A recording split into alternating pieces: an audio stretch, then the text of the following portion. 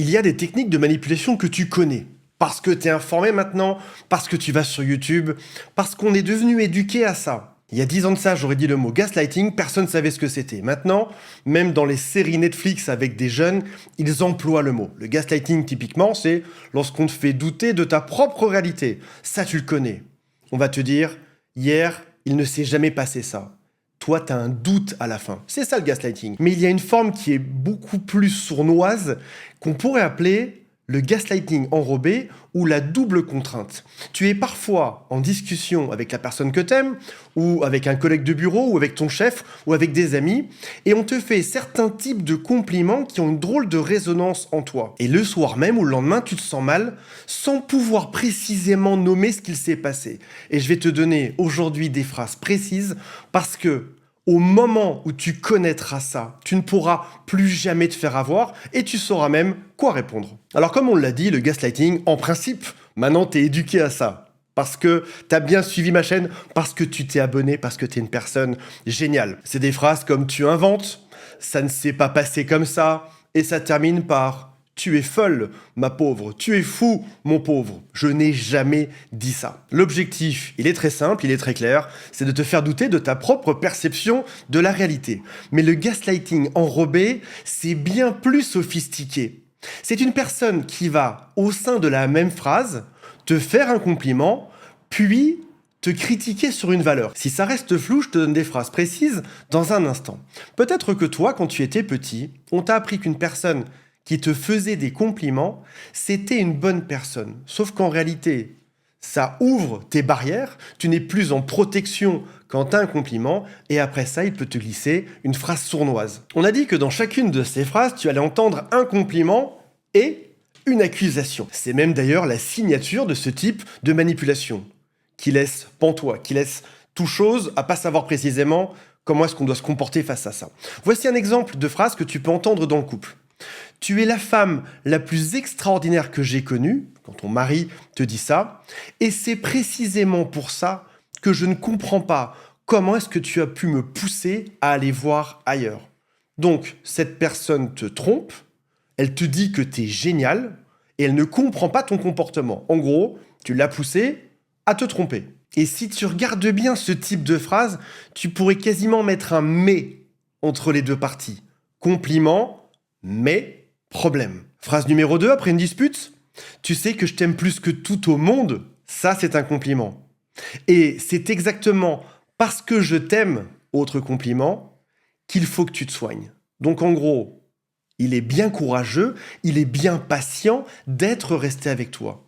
Parce qu'en réalité, tu es folle ou tu es fou. Autre phrase qu'un parent narcissique pourrait dire à un enfant, peut-être même aujourd'hui, tes parents, tes propres parents, peuvent te dire ça.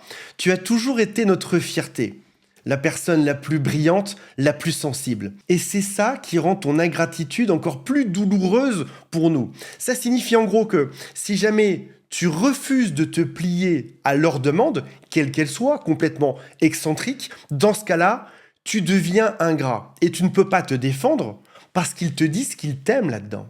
Dans la même trempe, un frère, une sœur pourrait te dire « On t'a toujours dit que tu avais plus d'empathie que nous.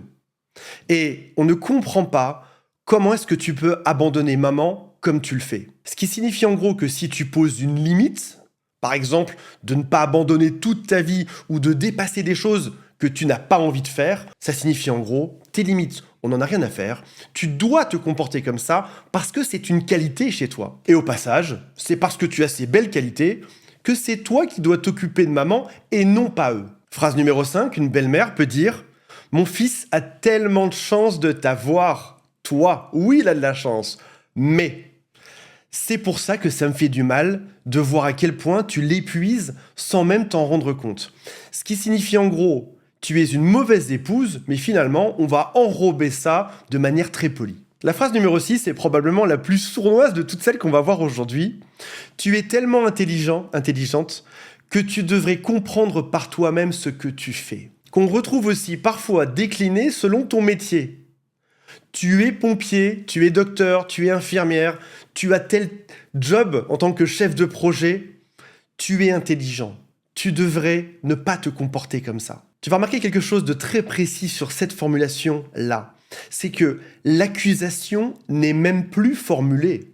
On te dit juste « tu es intelligent », oui, enfin l'intelligence, ça peut être sur plein de points, puis en plus, personne n'est parfait, et tu devrais voir par toi-même ce que tu fais. Donc on valorise ton intelligence en te disant « démerde-toi pour trouver ce que tu fais de mal ». Et si tu ne trouves pas ce que tu as fait de mal, c'est donc le signe que tu n'es peut-être pas si intelligent que ça au passage. C'est ce qui s'appelle une culpabilité ouverte. On te laisse cocher toi-même les propres cases de ta propre culpabilité. J'aimerais juste faire une petite expérience avec toi aujourd'hui. Je vais te dire cette phrase. On va jouer le jeu. Je suis la personne perverse narcissique. Tu es une personne intelligente. Est-ce que tu vois le mal ou les problèmes que tu génères autour de toi? Comment est-ce que tu te sens précisément là maintenant? Tu vois, ton cerveau vient tout seul. Je ne te connais pas, je ne sais pas qui tu es, je ne sais même pas si tu es intelligent. Oui, bien évidemment, si tu regardes ma chaîne, bien sûr que tu l'es. Je ne te connais pas. Tu as tout seul rempli ta propre culpabilité et pour rappel, on est nos propres pires ennemis sur Terre. Notre culpabilité, on l'a déjà. On sait déjà sur quel point on a des comportements qui sont parfois discutables. Parce que lorsqu'on est une bonne personne, eh ben on a envie d'être parfait et gentil partout. Sauf que la réalité, c'est qu'on n'est pas parfait. Seul Dieu, seul peut-être Jésus, les anges sur terre, seuls les pervers narcissiques se pensent parfaits. On a tous nos petites zones d'ombre et des endroits où on est imparfait et c'est bien normal. Phrase numéro 7, ne m'en veuillez pas, je ne suis pas pervers narcissique. Le manager toxique à ton travail. Tu es clairement notre meilleur élément et tout le monde te dit que c'est le cas. Et c'est pour ça qu'aujourd'hui, on est extrêmement déçu par ton attitude récente. En gros, ça signifie tu vas devoir accepter le travail supplémentaire, ne pas rechigner, parce qu'on t'estime comme étant le meilleur élément. Un immense compliment, mais une immense déception, et débrouille-toi avec ça. En réalité, s'il y avait un problème, ils iraient en parler au RH et ça se réglerait, ou on te dirait clairement sur quoi tu n'as pas été bon, comment ça s'améliore dans le cadre du code du travail de manière réglementaire. La phrase 8 est peut-être la pire de toute cette liste. Tu es une mère merveilleuse. Comment est-ce que quelqu'un d'aussi aimant que toi peut faire autant de mal que ça à nos enfants avec tout ce que tu fais en ce moment? C'est dur parce que ça remet en cause ton pilier central, celui d'être une bonne mère ou d'être un bon père. Alors pourquoi est-ce que tu n'arrives pas à répondre? Parce que cette mécanique, elle est très bien huilée. Elle fonctionne à la perfection. En premier, c'est toujours la même chose. Tu as un compliment. Ton cerveau s'ouvre, tu te détends. En deuxième temps, bien évidemment, avec le petit « mais » entre ces deux phrases, il va venir glisser l'accusation. Ta garde est baissée et cette accusation entre directement en toi et elle est collée dans ton cerveau proche du compliment. C'est ce qui fait que pendant 48 heures, tu ne dors plus alors que lui dort comme un bébé. Il n'en a rien à faire. Ça vient s'associer en toi comme une critique bienveillante. Je fais ça pour ton bien.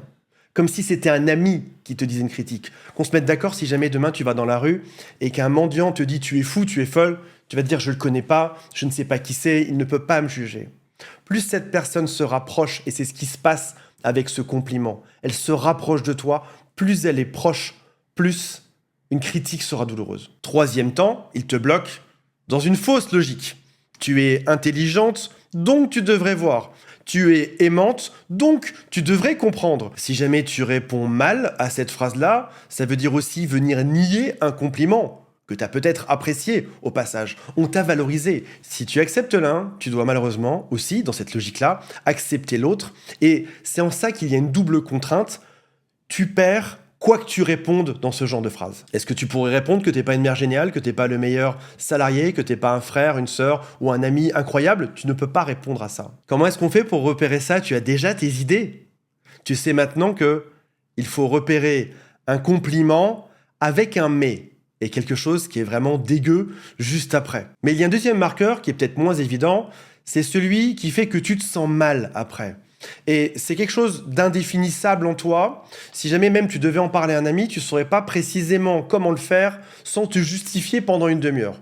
Mon patron m'a dit que j'étais génial, mais que sur certains points, je devais m'améliorer. Ton copain te dira, c'est peut-être le cas en réalité. Ça va donc venir avec des ruminations qui vont durer pendant des heures, et aussi le fait d'avoir du mal à en parler à quelqu'un de proche. Non mais tu comprends, quand il me dit ça, je pense que c'est juste une stratégie pour me faire plus travailler parce qu'en réalité, je donne déjà beaucoup et là, il abuse juste de ma gentillesse. Ton copain va te regarder, il va boire sa bière, il comprendra pas, on passera à la suite. Tu te retrouves également à te défendre face à des accusations qui ne sont pas définies clairement très souvent et en plus que tu n'as jamais reconnues. S'il te trompe parce que tu n'as pas été une chouette personne, déjà, est-ce que c'est de ta faute? Qu'est-ce que tu as fait de mal précisément? Est-ce qu'il ne pouvait pas se retenir d'aller voir la voisine et de tomber nu par hasard dans son lit? Alors comment est-ce qu'on répond à ça? Est-ce que tu as ton idée quand tu écoutes cette vidéo? Je vais t'en donner 4 et tu feras ton choix, de la moins violente à peut-être la plus dure à prononcer. La première chose déjà, c'est de nommer le mécanisme. Aujourd'hui, tu sais ce que c'est. Tu connaissais le gaslighting, tu connais maintenant la double contrainte, ou ce qu'on pourrait appeler le gaslighting enrobé. Tu peux même lui dire « Je remarque que tu me complimentes et que tu m'accuses dans la même phrase. Et donc, je ne vais pas répondre à ça. Tu ne développes pas, tu ne justifies pas plus. » En gros, tout le package avec le compliment et la dévalorisation, tu refuses le tout. Comme le facteur qui arrive avec un gros colis, « Désolé, ça a l'air sympa, mais je ne le prends pas, renvoyez-le à l'expéditeur. » Deuxième possibilité, tu fais le tri. Ce colis arrive, tu prends ce que tu aimes bien et tu renvoies le reste. Désolé, ça a l'air périmé, ça sent bizarre là-dedans. Je prends le compliment, merci. Par contre, pour le reste, je refuse. Non, désolé, ça ne m'intéresse pas. Et là, en fait, tu es en train de démonter la double contrainte. On t'a envoyé 2 choses, tu refuses. Troisième option qui est plus puissante, c'est que tu poses une question. Alors ça, si c'est ton boss, il faut oser le dire. Est-ce que tu peux reformuler ce que tu viens de me dire, mais juste l'accusation, pas le compliment? Encore une fois, tu es en train de démembrer l'intégrité du mécanisme, et là tu lui dis « donne-moi juste le mauvais ». Et 9 fois sur 10, l'autre en face va pâlir et ne dira rien et partira. Tu viens de démontrer que tu comprenais très bien la manipulation et que toi, t'en veux pas. Celle qui est peut-être la plus simple à faire là-dedans, c'est simplement de t'éloigner. Pas parce que t'as peur, pas parce que tu fuis, mais parce que tu sais très bien qu'une personne qui te fait ce genre de choses n'est pas une bonne personne. Le compliment d'une personne qui te manipule n'est pas un vrai compliment. C'est juste une stratégie de manipulation. Si jamais cette vidéo t'a parlé, si jamais tu en entends dans les jours à venir, si jamais tu en as entendu récemment, mets-les en commentaire pour qu'on rigole.